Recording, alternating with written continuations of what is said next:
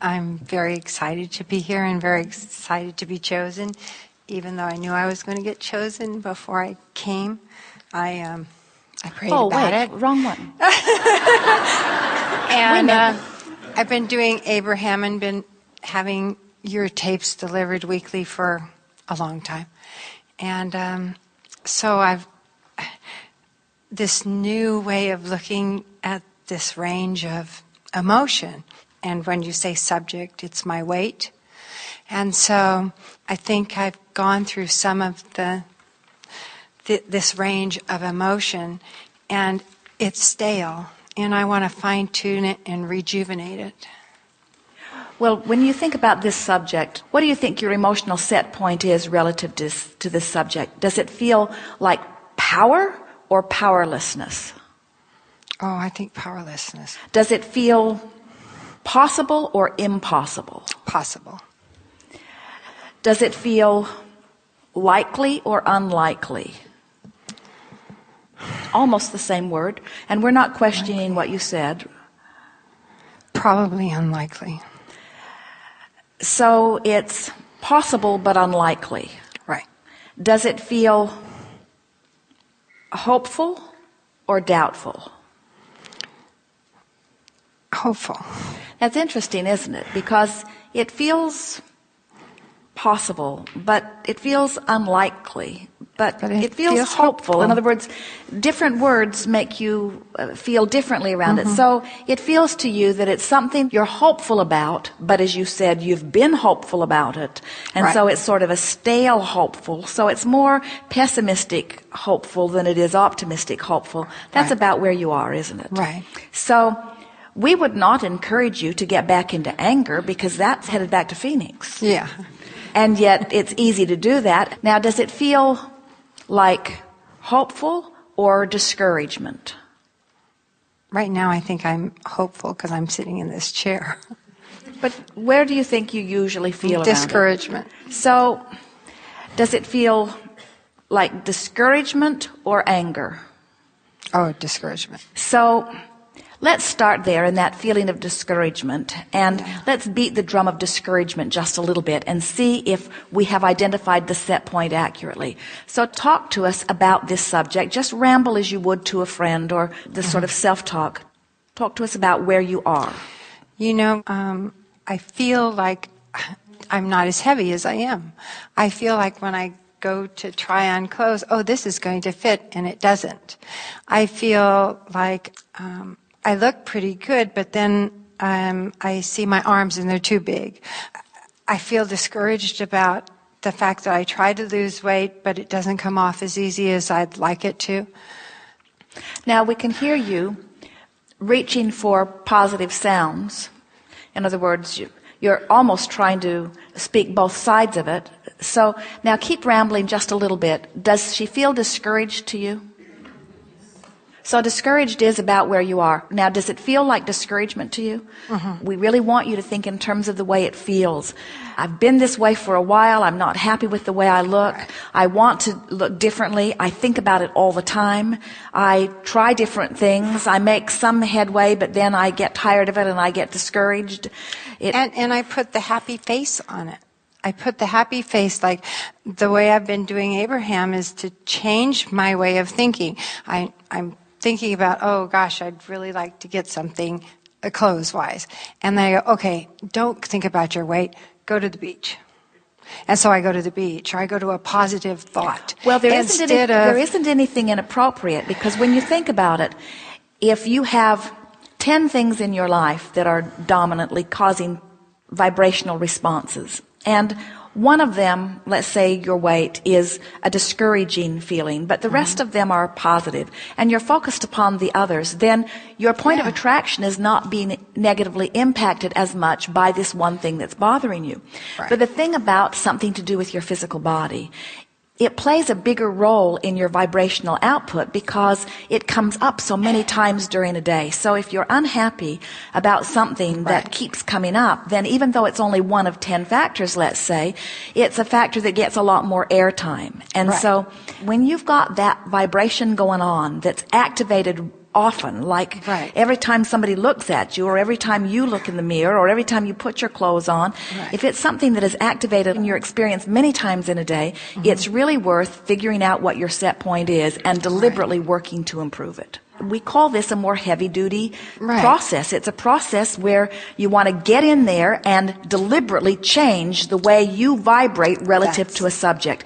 And we would use it on everything that comes up in this way. Anything that is plaguing you that you can't easily feel better. And we would also say that this process is best used if there is something that feels like it's thinking you.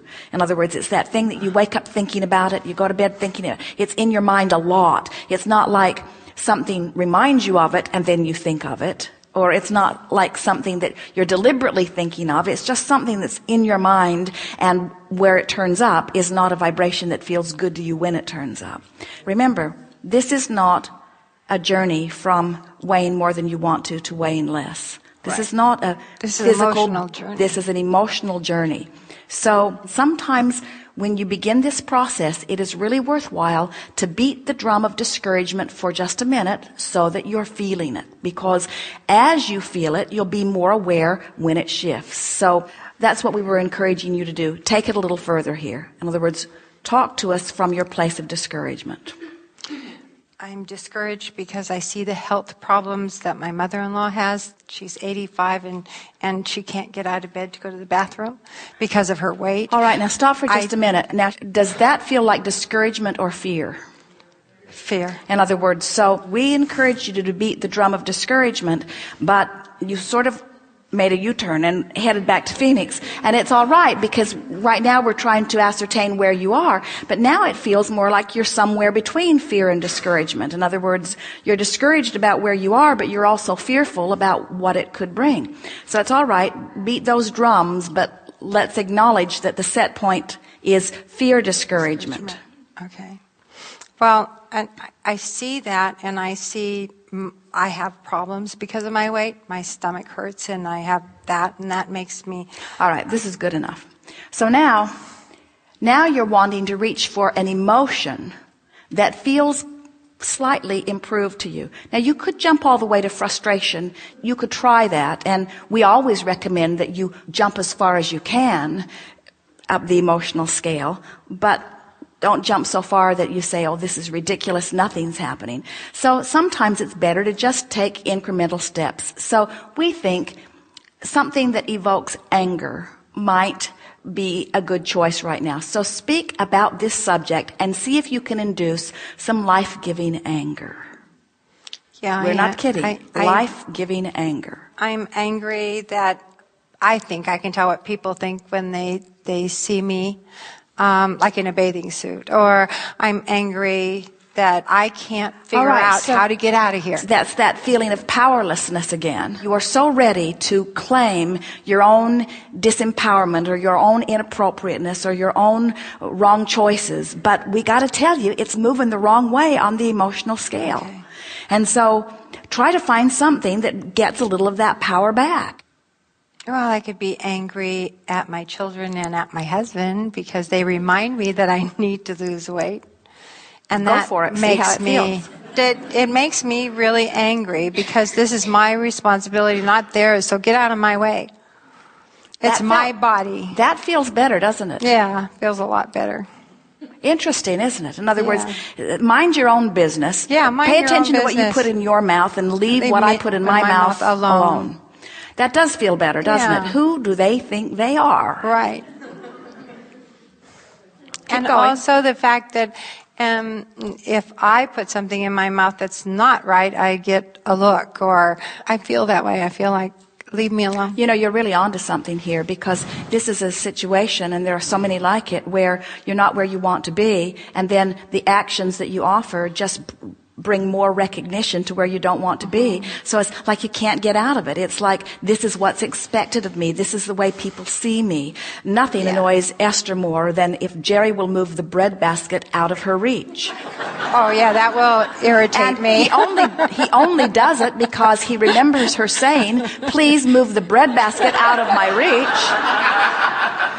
But it's still annoying when it happens. Exactly. It's like it's all right for me to say it. It's not all right for you to say it. Exactly. And so it does feel a little bit better. So Right. beat that drum a little bit and see if you can make it more far-reaching. In other words, our society is that way. There are all kinds of hidden things in food. It's difficult to see what you're really eating. I'm too busy. There are so many demands that are made on me that I don't really have time to prepare food in the way that I would like to. Now, it sounds like scapegoating, but they don't know. Nobody knows but you. In other words, this is an emotional journey where you are trying to soothe the resistance within you that is the only thing that is keeping you from what you are wanting. As you begin to practice the thoughts that feel better, the cells of your body begin to respond just like everything in the culture begins to respond to the newfound vibration that you're practicing. So now let's not jump too far there. There are all kinds of people that would say, Abraham, you're just going to encourage her to not do anything about this, to just change her vibration. She's just going to eat more Oreos and she's just going to get fatter and fatter and fatter. And we say, that isn't the way it works. The way it works is you change the way you feel. And the first step is to stop beating up on yourself. And we have found that if you will turn your attention to something else and take it off yourself, it is a softer vibration. So as you blame society, that feels better than blaming your husband. Right. In other words, the more general you get in your blame, then the lighter the blame is and the less resistance there is. So let's continue this emotional journey. Start with that frustration and then see if you can reach for something lighter still, like hopefulness.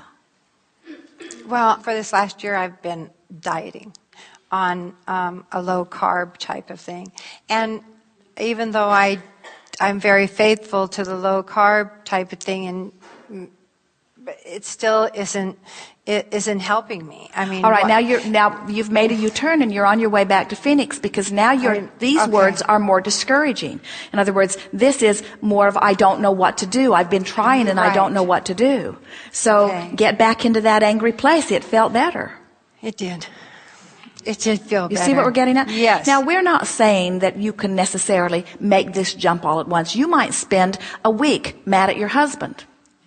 You might spend the next week just feeling angry at food manufacturers in general. But after you've practiced that for a while, you're going to be less likely to dip back into that self-blame. And that's the thing that, especially in the beginning, you're wanting to avoid. You're wanting to get to the place where you're saying things to yourself such as, I really like my body for all kinds of different ways. I appreciate how stable it is.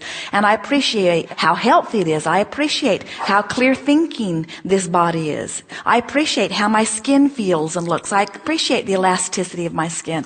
I love my great hair. I feel good about my body. I like waking up. I'm appreciative that I don't have pain. In other words, sometimes you can even change the subject of your body enough that you can jump right into feelings of appreciation. The thing that we most want you to hear, and it's whether it's the subject of health, whether it's the subject of body weight, whether it's the subject of just abundance in general.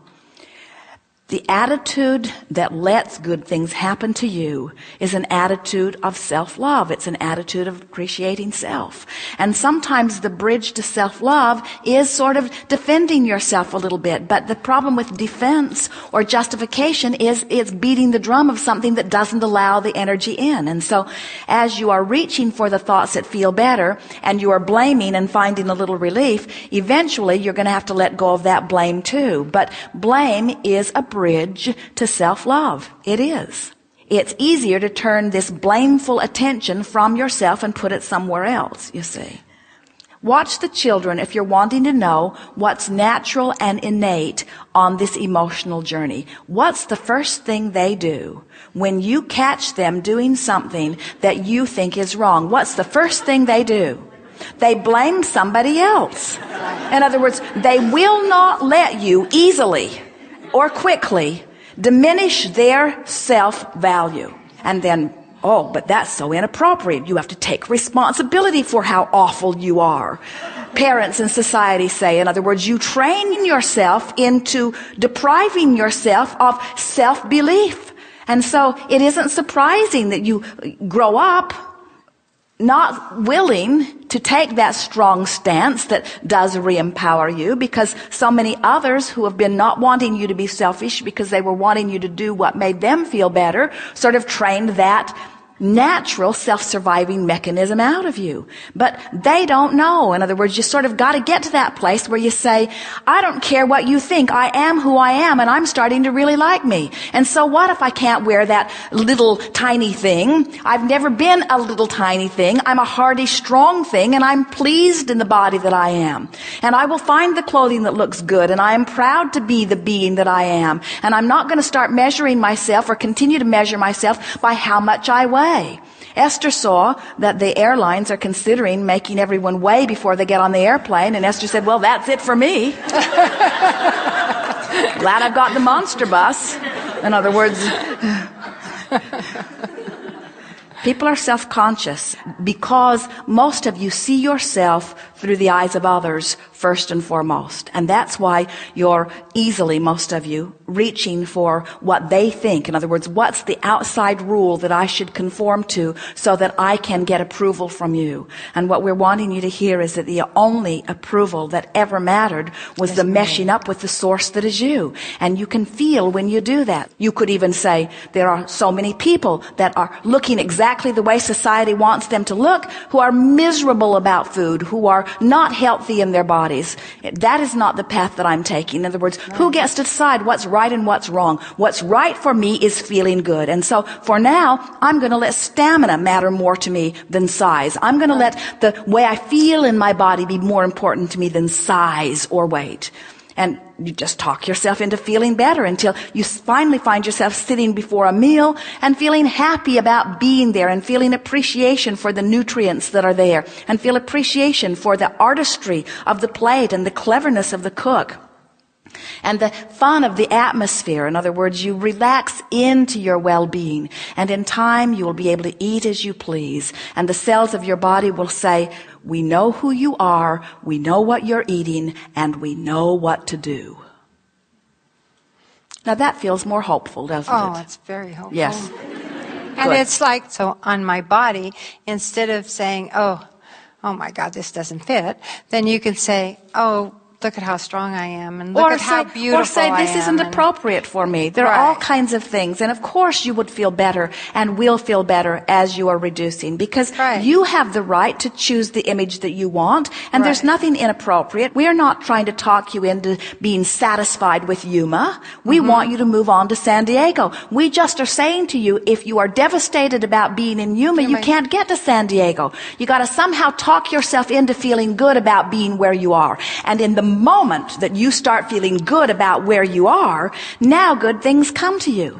And think about, someone offers you a compliment and you shirk it off. You think they're flattering you inappropriately. You're not ready to let them behold you as beautiful because you don't feel beautiful. And you've got to. You got to start feeling good where you are. And when you feel good where you are, you can get to anywhere you want to go.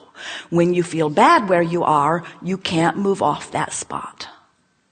Thank you. Yes, indeed. Thank you. Thank you.